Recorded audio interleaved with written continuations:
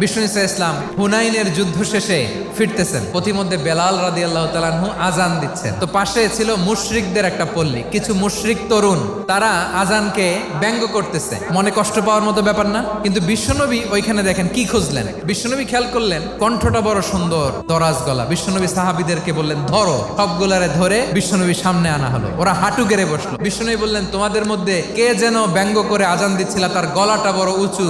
আবু মাহজুরা বলে আমার বন্ধুরা সবাই আমার দিকে আঙ্গুল দেখায়। আবু মাহজুরার মাথায় হাত দিয়ে বললেন এবার আজান দাও দেখি। আবু মাহজুরা বলে আমি তো আজান দিতে জানি না। বিশ্বনবী বললেন তাহলে আসো আমি তোমারে শিখাই দেই। বিশ্বনবী একটা বাক্য পরে, আবু মাহজুরা পরে, বিশ্বনবী পরে, আবু মাহজুরা পরে। আবু মাহজুরা বলে এক একটা বাক্য পড়ি আমার কলিজাটা গলে ঠান্ডা হয়ে যায়। বিশ্বনবীর সাথে দাঁড়িয়ে উনি শাহাদা পড়ে মুসলমান হয়ে গেলেন। বিষ্ণু ঈসা ইসলাম বললেন যাও আবু মাহজুরা, আমি তোমাকে পৃথিবীর শ্রেষ্ঠতম মসজিদ মক্কার মসজিদুল হারামের মুয়াজ্জিন হিসেবে অ্যাপয়েন্ট করে দিলাম।